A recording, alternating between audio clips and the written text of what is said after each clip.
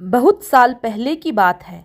उत्तर प्रदेश के देवरिया जिले में सरयू नदी के किनारे एक महान संत रहते थे, जिनका नाम था देवराहा बाबा। लोग उन्हें साधारण संत नहीं बल्कि सिद्ध पुरुष मानते थे।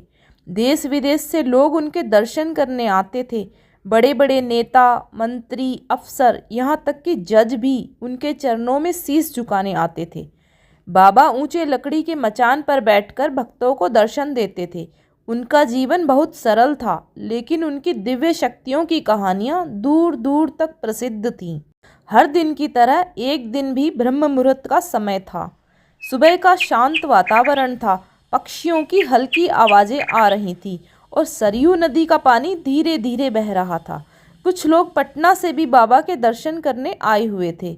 उनमें एक परिवार भी था, जिनके साथ उनका एक छोटा सा बच्चा भी आया था। सुबह सुबह सभी लोग स्नान करने के लिए सरयू नदी के किनारे गए, लेकिन उस दिन किसे पता था एक बहुत बड़ी घटना होने वाली है। जब लोग नदी किनारे स्नान कर रहे थे, तभी अचानक झाड़ियों के पास से एक जहरीला सांप निकला।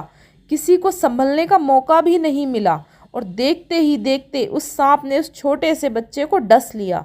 बच्चा कुछ ही क्षणों में जमीन पर गिर पड़ा। उसके मुंह से झाग निकलने लगा और शरीर ढीला पड़ गया। यह देखकर वहां मौजूद सभी लोग घबरा गए। बच्चे की मां जोर जोर से रोने लगी। लोगों को लगा कि बच्चा अब इस दुनिया में नहीं रहा। कुछ लोगों ने कहा, अब क्या किया जा सकता है, भगवान की यही इच्छा थी। लेकिन बच्चे की मां को विश्वास था कि अगर कोई उसे बचा सकता है तो वह है देवराहा बाबा। वह रोते हुए बोली, मेरे बच्चे को बाबा के पास ले चलो, बाबा जरूर कुछ करेंगे। लोगों ने बच्चे को एक धोती में लपेटा, जल्दी जल्दी आश्रम की ओर चल पड़े।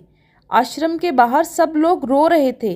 अंदर मचान पर बैठे बाबा ने अचानक अपने सेवकों से पूछा, बच्चा, आश्रम के बाहर कौन विलाप कर रहा है?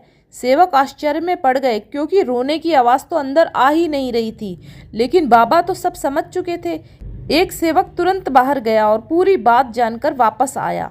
उसने बाबा से कहा, महाराज, एक छोटे से बच्चे को सांप ने काट लिया है और लगता है वह मर चुका है।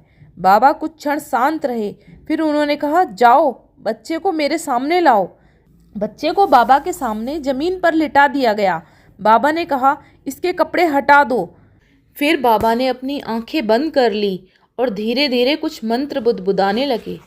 आसपास खड़े लोग सांस रोके यह दृश्य देख रहे थे। तभी अचानक एक आश्चर्यजनक घटना हुई। उसी समय वहां एक बड़ा सांप धीरे धीरे रेंगते हुए आ गया। लोग डर गए। कुछ लोग डंडा और चिमटा लेकर उसे मारने के लिए दौड़े। तभी बाबा ने ऊंची आवाज में कहा, रुको, इसे मत पकड़ो, मुझे इससे बात करनी है। सभी लोग रुक गए। सांप बाबा के सामने आकर फन फैलाकर खड़ा हो गया। बाबा उससे बात करने लगे।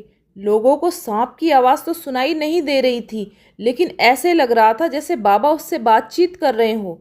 कुछ देर बाद बाबा ने उससे कहा, बच्चा, यह तो छोटा बालक है, इससे भूल हो गई होगी, इसे समझ नहीं था, अब इसे क्षमा कर दो और इसका जहर वापस ले लो। सब लोग आश्चर्य से दृश्य देख रहे थे। फिर बाबा की आज्ञा मानकर वह सांप धीरे धीरे बच्चे के पास गया। जहां उसने बच्चे को काटा था, उसी जगह उसने अपना मुंह लगा दिया। उसी समय बाबा ने कहा, एक बाल्टी दूध लेकर आओ। सेवक तुरंत दूध लेकर आए। कुछ देर में वह सांप धीरे धीरे मोटा होने लगा। ऐसे लग रहा था जैसे वह बच्चे का जहर खींच रहा हो। बाबा अपनी तेज दृष्टि से उसे देखते रहे, जैसे किसी ने उसे सम्मोहित कर दिया हो। थोड़ी देर बाद वह सांप दूध की बाल्टी के पास गया और उसमें अपना मुंह डाल दिया।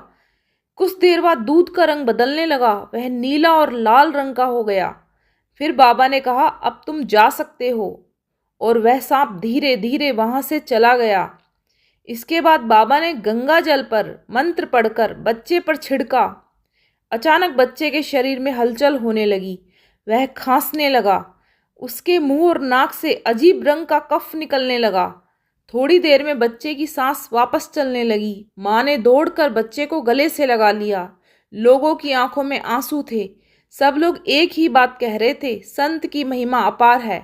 यह घटना देखकर वहां मौजूद हर व्यक्ति के मन में देवराहा बाबा के प्रति श्रद्धा और भी बढ़ गई।